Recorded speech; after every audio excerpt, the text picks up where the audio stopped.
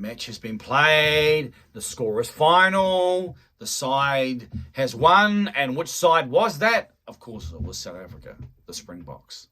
First half, the halftime report was a 10 points to 3 lead to the home side. And at that point, I would have said this is an opportunity for the LosPumas to build upon that, for the emotion to begin to raise them up, for the crowd to get into it, and to really put a marker down for the home side moving forward. This is an experimental South African side. It's not their main team. It's one that's only come off a 1-point victory at home, and they're at this point. And Argentina haven't done as much in the first half. I mean, you'd say that this contest, in terms of what transpired on the field of play, has been dominated by the Springboks. And yet they were able to get a try, which I think was dubious based on the officiating, and were able to build a lead. And then things turn. If you don't make the most of your position and your territory, as we see the South African players celebrating after that result, they look like they're actually really happy. And I can understand that. In light of the context, then they should be happy. The scoreboard, 24 points to 13. A second half, 24 points to 13. I'm just doing the math. A second half that was 21 points to 3. That's dominant. That is a dominant second half from South Africa. In fact, a lot of credit. I give a lot of credit to the South African Springbok side. LosPumas didn't have a chance in the second half. And we've done a halftime report. We know what transpired in the first half. And so we'll give a second half sort of summation. South Africa were able to control possession. They were able to control the kicking game. They were able to retain the ball more so in the air. They were able to play the ball down in the right territory. Their forwards gained more control, more ascendancy. The scrum became an issue. The bomb squad came on and said, we're going to blow you up. And a couple of times they did. And we were able to win penalties. The man, Manny Lebok, difficult. At one point, I think it was 3 from 7, 43%. That can't be. South Africa cannot win the World Cup, let alone many of the test matches, if their first 5'8" or the man who's kicking is at 43%. Against the top sides, at least. I mean, they're not a side that generally scores as many tries as you'd expect maybe from an All Black side. And so they need their man adding 3 plus 3 plus 3 because that counts. That counts. The TV like glowing my face in the background there with a white backdrop, a luminous backdrop. So he found it, and that's impressive. I think that's positive for Manny Lebok. They weren't all easy kicks, and they didn't kick everyone, but there was a couple of nudges, one from a long way out that was pretty well done, pretty beautiful. And I talked about in commentary. I wonder if his technique is one that, if he doesn't really hit the sweet spot, then it either goes left where he sort of pushes it, chunks it out, or it goes right where then it hooks. It's like quite a narrow space for his ball trajectory to fly as it should do. Because when he kicked it and it started off down the middle, then it hooked away to the left. And so that's something that means he's going to need to be effective and really have his technique honed. And obviously young and early in his career. And so the Springboks will be hoping that he can continue to build and maybe be the next man in the role. And who knows? I'm not sure about where Andre Bollard is, but they need on. I think they've certainly missed his play, and one they can trust, one who kicks his goals, but one who's big and sizable in defence as well, and he can be trusted. I mean, we know what happened in 2019, so he's been there and done that. So a good result for the Springboks. One that will potentially provide more information on maybe some names into their wider Rugby World Cup squad. I'm sure they know most of them when they name in the approaching days. Disappointing for LosPumas. I think you look back from that, Augustine Creevy's 100th Test match, Santiago Cordero's 50th Test match. Only one player who's entered the century mark.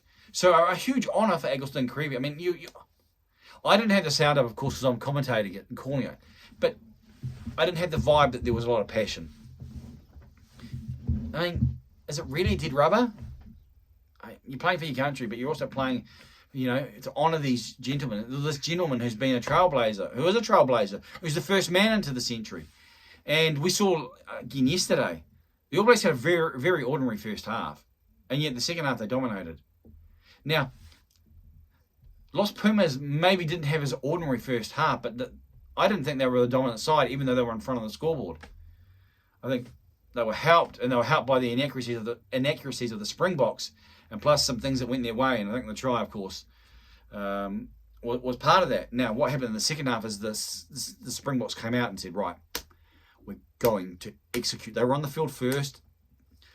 Los Pumas were in the sheds, and in a sense, that was a metaphor for what transpired.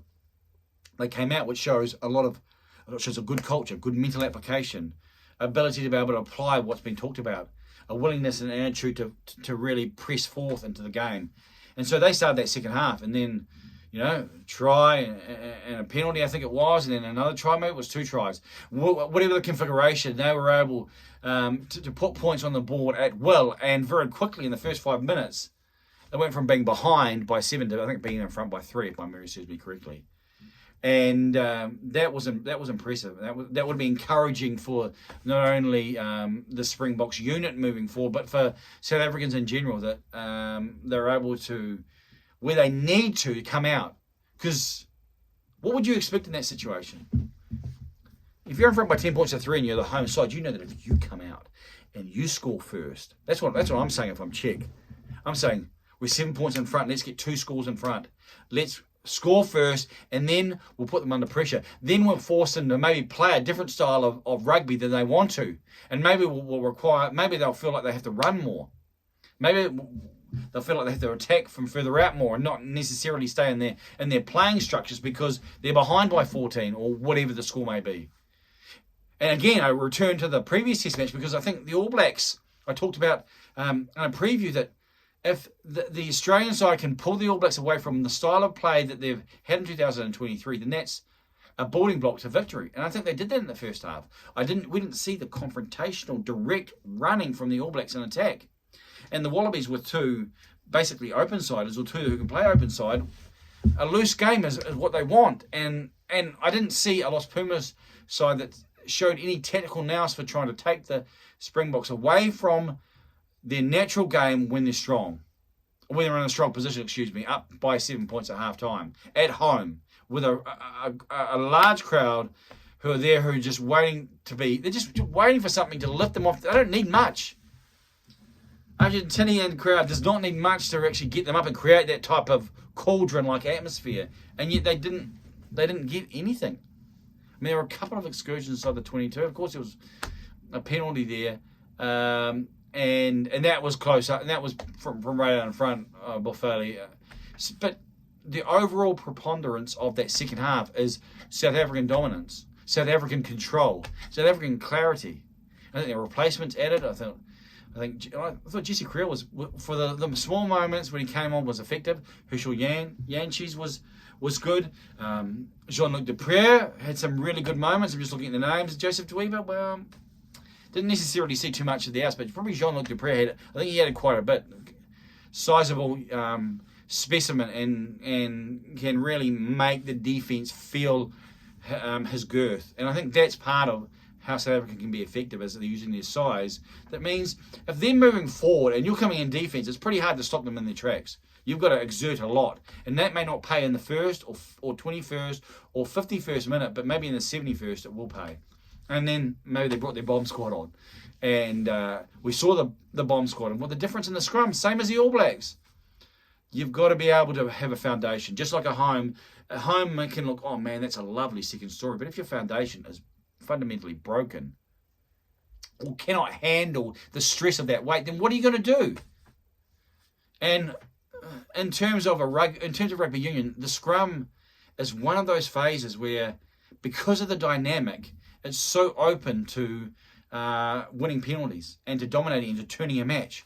And in the Rugby World Cup, and when it comes to knockout rugby, then sides should be thinking about how can we win a game through scrummaging. How can we win a game from going from phase to phase and putting pressure on their scrum? And if you have got a dominant scrum, and a really dominant scrum, then you're going to be looking to make the most of that. And you're going to be happy to make the play less about free-flowing rugby, which it's probably not going to be in knockout rugby at the Rugby World Cup, not to the extent anyway, as in tests outside that context. And it's going to have these realities where what pressure does to people results in knock-ons, lost ball, tackle ball, scrums, line out, all these things that are really testing the basics in your foundation. So I thought South Africa's foundation again and their line out. Yeah, line out was pretty good too. The line out was pretty good. Got a lot of good size numbers. So those things were good. Working the breakdown was pretty good. I think Dion Ferree showed a lot of effort and a lot of application there. I think he was made captain once, Bongi and Benombi. So was that 57th Springbok captain? And I'm not sure if he was captain before. So 24 points to 13. A good win for South Africa away from home. A good win after the previous week. A good win for their season. One that should quieten the noise of what can be, a pretty hot house. No, we're not going back there again. But a cultural context that can easily, the noise can rise from a baying public and from those who can be pretty straightforward in terms of their commentary on where the Springbok side is heading. So, what does it mean moving forward? Well, I think what it means, I don't think it means anything in and of itself. I'm not looking at it and going, wow, that game there is going to be the blueprint moving forward, because the players are going to be very different. But I think what it can do is provide a greater space, whether or not it's just for a couple of weeks, for the Springbok side to be able to say, hey, this is our last victory. We've won the two matches versus LosPumas. Yes, the one at home wasn't ideal, but we were effective away from home. Build towards Twickenham. And whatever happens at Twickenham versus the All Blacks. And again, what sides are going to be put out. So that's part of it. But just to be a next step forward. And to be the positivity and to create the positive. We saw at the end how the players were celebrating with each other. And probably some players who will know that their future in a starting South African 23 is probably not going to be. But this is ability to put on an alternative Springbok jersey and to go out, perform for your nation, South African proud, or proudly South African, I think is the line that I've seen in my social media career, and to get the win on the board and to enjoy the after effects of that and to enjoy the journey back to the Republic. So that's my review. First match outside. It's been good to call it because names and players are something that I want to continue to build towards. Well done to the Republic.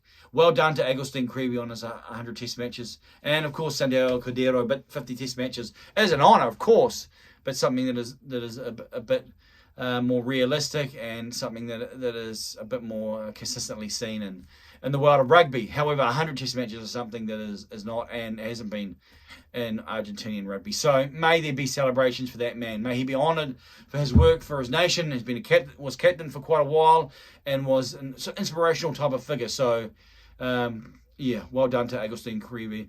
And I look forward to being with you next time. A video potentially tomorrow. The All Blacks name their team at 5 p.m. New Zealand time. So the end of Monday. So probably the early hours for some of you of where you're around the world. I trust that the rest of your Sunday or wherever you are in the world, Saturday maybe, is tracking north. And I look forward to seeing you next time on this YouTube channel. I think I'm warmed up now. I'm feeling the blood's flowing. And so I think that I can maybe take some layers off as we go about our day. All the best.